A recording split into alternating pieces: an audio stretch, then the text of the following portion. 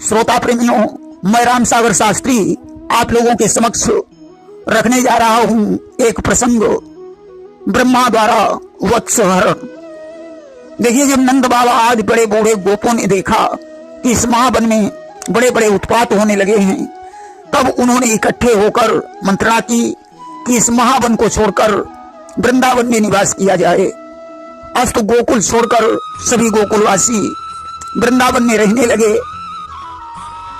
कि पहले वृंदावन वन ही था, पर वनोपवन से सुंदर था। वह सुरुचि सुहावन, शांति सदन, मन भावन और मनोहर था। अब नगरों का सरताज बना, जब कदम रखा नटनागर ने। बन गया आप ही छवि सागर, जब वास किया छवि सागर ने। पहले वृंदावन एक सुंदर वन था, परंतु भगवान ने जब वृंदावन में वास किया तो वह सभी नगरों से श्रेष्ठ नगर बन गया। वृंदावन के वन, गोवर्धन पर्वत और यमुना का सुंदर किनारा देखकर कृष्ण और बलराम बड़े प्रसन्न हैं। कृष्ण और बलराम ने गोकुल की तरह वृंदावन में ब्रजवासियों को आनंद प्रदान किया। एक दिन भगवान ने मैया यशोदा से कहा, मैया दाऊ भैया गाय चराने जाते हैं, मैं भी उनके साथ अपने बछड़े चराने जाऊंगा। मैया ने बलराम को बुलाकर कहा, बेटा कन्हैया अभी 5 वर्ष का है, उसकी देखभाल रखना। या माखन मिश्री ले जाओ, उसे भूख लगे तो खिला देना, जंगल में दूर मत जाने देना। अब तो भगवान नित्य प्रति दाऊ जी और मनसुखा आदि वालों के साथ बछड़े चराने जाने लगे। एक दिन की बात है, जब वे यमुना के तट पर बछड़े चरा रहे थे, उसी समय कंस के द्वारा भेजा गया एक दैत्य उन्हें मारने की इच्छा से आया और बछड़ा बनकर बछड़ों में मिल गया। उस मोटे ताजे बछड़े को देखकर दूसरे बछड़े भाग खड़े हुए। भगवान कृष्ण ने दाऊ को इशारा किया और उसके पास पहुंचे, उसे सहलाते हुए तारीफ करने लगे, वाह कितना सुंदर बछड़ा है। दैत्य ने सोचा, मालूम पड़ता है कि कृष्ण ने मुझे पहचान नहीं पाया है, अब मैं अपने काम में सफल हो जाऊंगा। भगवान ने उसकी पूंछ पकड़ी और बोले, वाह कितनी सुंदर पूंछ है। धीरे धीरे पिछले पैरों को पकड़कर बोले, अरे वाह कितने मोटे मोटे पैर हैं। और दोनों पैर पकड़कर उसे घुमाया और आकाश में फेंक दिया। वह पृथ्वी पर गिरा और निष्प्राण हो गया। भगवान ने अब उसे उठाकर कैथे के वृक्ष पर फेंक दिया, जिससे कैथे का वृक्ष भी उखड़कर जमीन पर गिर गया। देवताओं ने आकाश से फूलों की वर्षा की। देखिए, वत्सासुर पहले प्रमील नाम का एक गंधर्व था। इसे वशिष्ठ जी ने नंदिनी गाय चुराने के कारण श्राप दे दिया था राक्षस होने का। आज भगवान के हाथों से इसका उद्धार हो गया। वत्सासुर के मरने का समाचार पाकर कंस ने बकासुर को बुलाया। बकासुर पूतना का भाई था। कंस ने कहा, जो भी दैत्य जाता है वह वापस लौट कर नहीं आता, कि इसलिए तुम्हें पहुंचाता हूं। हे वीर शीघ्र प्रस्थान करो, या तो उसका वध कर आओ या भली भांति पहचान करो। इसलिए तुम जाकर देखो क्या कारण है, या तो हमारे शत्रु का संहार कर देना, अन्यथा भली भांति पहचान करके मुझे सूचना देना। बकासुर यमुना के किनारे बगुला बनकर चोंच फैलाकर बैठ गया। ग्वालों ने जाकर गायों को पानी पिलाया और खुद पिया। पानी पीने के बाद उन्होंने भयानक बगुले को देखा, वे डर गए। भगवान कृष्ण उसके सामने पहुंचे, क्यों ही उसने भगवान को चोंच से उठाकर निगल लिया। अब तो बलराम दुखी होकर रोने लगे। हाय, अब मैं यशोदा मैया को कैसे समझाऊंगा। मैया पूछेगी हमारा कन्हैया कहाँ है, तब मैं क्या जवाब दूंगा कि क्या मुंह लेकर हा भैया हम सब वृंदावन जाएंगे। उस दुखी यशोदा मैया को क्या कहकर धीर बनाएंगे। इधर तो दाऊ जी के सहित ग्वाल वाल दुखी हैं, उधर भगवान ने क्या किया, भगवान आग के समान गर्म हो गए। बकासुर उनके तेज को सहन नहीं कर पाया, उसने उन्हें उगल दिया और चोंच से चोट करने का प्रयास करने लगा। भगवान ने दोनों हाथों से दोनों चोंचों को पकड़कर चीर दिया। बकासुर का प्राणांत हो गया। बकासुर पहले उत्कल नाम का निषाद था, या तीर्थ पर मछलियां मार रहा था, अतः जाजुल्य ऋषि ने इसे बगुला होने का श्राप दे दिया था। आज भगवान के हाथों से इसका उद्धार हो गया। एक दिन वन में भगवान कृष्ण ग्वाल वालों के साथ गायें चरा रहे थे। उसी समय अघासुर नाम का दैत्य अपना मुंह फैलाकर वन में बैठ गया कि धरा धरोष्ठो जल दोस्त रोष्ठो दरियानंतो गिरिसंगदंष्ट्रा। उसके नीचे का होंठ पृथ्वी में और ऊपर का होंठ आकाश में लगा हुआ था। जबड़े गुफाओं के समान और दाढ़ें पर्वत के शिखर के समान थी। मुंह के अंदर घोर अंधकार था। जीभ चौड़ी लाल सड़क के समान थी। उसकी सांस आंधी के समान थी और आंखें दावानल के समान दहक रही थी। गुफा समझकर ग्वाल वाल उसमें घुसना चाहते थे। भगवान ने ग्वाल वालों को रोका। तब तक उसने सांस खींची। गाय बछड़ों के सहित समस्त ग्वाल वाल उसके मुंह में चले गए। अब तो भगवान दुखी हो गए।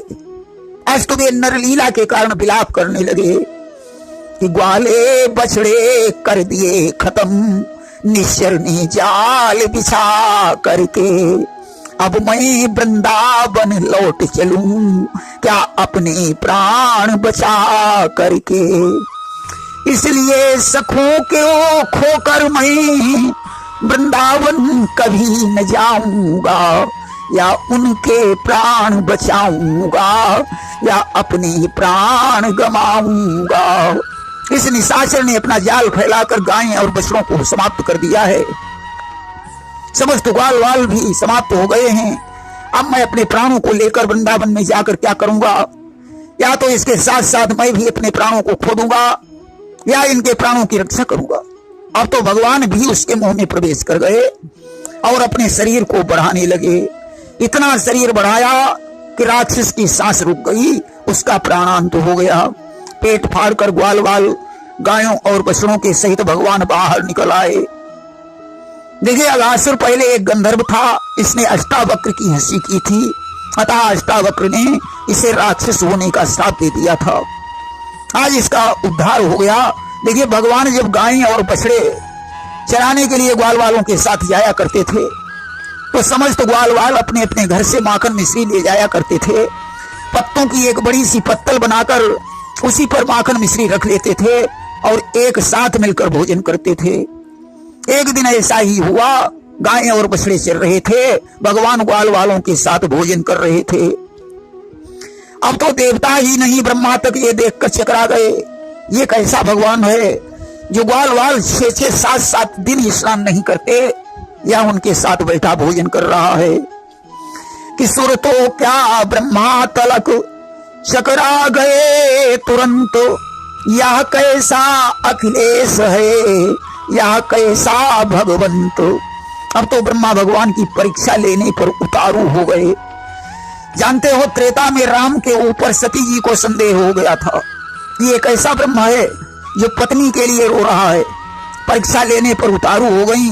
शंकर जी ने बहुत कुछ समझाया परंतु नहीं मानी। आखिर में उस परीक्षा के कारण सती जी को शरीर ही छोड़ना पड़ा। देखिए, भगवान तो सिर्फ भाव के भूखे हैं, उन्हें भक्ति प्रिय है। निर्मल मन वाला ही भगवान को प्राप्त करता है। आज ब्रह्मा जी को ब्रह्म होने पर संदेह हो गया। उन्होंने गायें और बछड़ों का हरण कर लिया और एक गुफा में बंद कर दिया। भोजन करने के पश्चात ग्वाल वाल गायों और बछड़ों को ढूंढने लगे, परंतु जब नहीं मिले तो उन्होंने कृष्ण से कहा, कन्हैया, अपने गाय और बछड़े नहीं दिखाई पड़ रहे हैं। भगवान ने कहा, तुम शांति से बैठो, मैं ढूंढ कर ला रहा हूं। भगवान तो समझ ही गए ये सब कुछ ब्रह्मा जी ने किया है। उन्होंने जितने गाय और बछड़े थे उतने गाय और बछड़े अपने अंश से उत्पन्न कर दिए। तब तक इधर ब्रह्मा ने ग्वाल वालों का हरण करके उन्हें दूसरी गुफा में बंद कर दिया। बलराम जी शेष रह गए। उन्होंने कृष्ण से कहा, कन्हैया, अब तो ग्वाल वाल भी गायब हैं। भगवान ने सोचा कि अब तो ब्रह्मा जी को भी अपना नाटक दिखाना पड़ेगा। भगवान ने बलराम से कहा, दादा तुम यहीं बैठो, मैं ग्वाल वालों की खोज करता हूं। भगवान ने अपने अंश से उतने ग्वाल वाल तैयार कर लिए। धीरे धीरे 1 वर्ष हो गया। अब तो ब्रह्मा ने विचार किया कि मालूम पड़ता है कन्हैया गुफा से ग्वाल वाल और बछड़े निकाल लाया है। जाकर के दोनों गुफाओं को की शिला हटाकर देखा तो गाय और बछड़े ग्वालवाल गुफाओं में बंद थे। बाहर निगाह डाली तो उतने ही बाहर दिखाई पड़े। अब तो ब्रह्मा जी का मोह दूर हो गया। वे भगवान से क्षमा मांगने के लिए चल पड़े। उन्होंने भगवान को एकांत में पाकर अपने अपराध की क्षमा मांगी और स्तुति करने लगे कि नवमी दित्ते भ्रवपुषे तडिदंबराय गुंजावतंस परिपीक्षल सन्मुखाय वन्यस्जे कवल वेत्र विषाण वेणु लक्ष्मश्रिये मृदुपदे पशुपांग जाय। हे प्रभु, आप स्तुति के ही योग्य हैं। मैं आपको नमस्कार करता हूँ। आपका मेघ जैसा श्यामला शरीर, बिजली जैसा झिलमिलाता पीतांबर, गले में गुंजमाला, कानों में मकराकृत कुंडल, सिर पर मोर पंख का मुकुट, वक्षस्थल पर बनमाला, हथेली पर दही भात का कौर, बगल में बेंत और श्रृंग, कमर की फेंट में बंसी, कमल से कोमल चरण, ये गोपवेश, मैं तो इन्हीं चरणों पर बलिहार हूं। भगवान ने ब्रह्मा जी को क्षमा कर दिया, गाय बछड़े और ग्वाल वालों को मिटाकर बदल दिया। देखिए, भगवान अगर चाहते तो उन्हें पता ही था कि ब्रह्मा जी ने इन्हें कहां छुपाया है, वे निकाल सकते थे, परंतु इससे ब्रह्मा जी का मोह दूर नहीं होता, इसलिए भगवान को ऐसा करना पड़ा।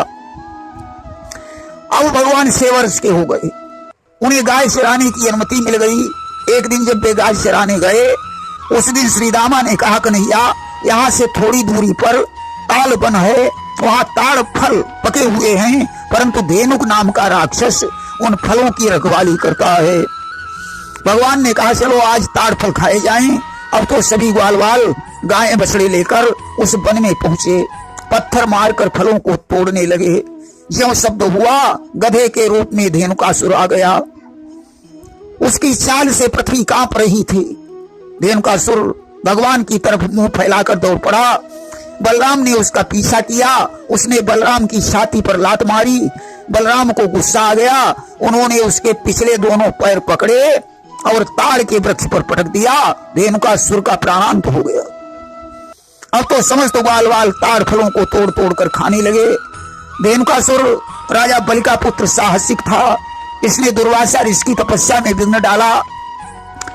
दुर्वासा ने इसे गधा होने का श्राप दे दिया।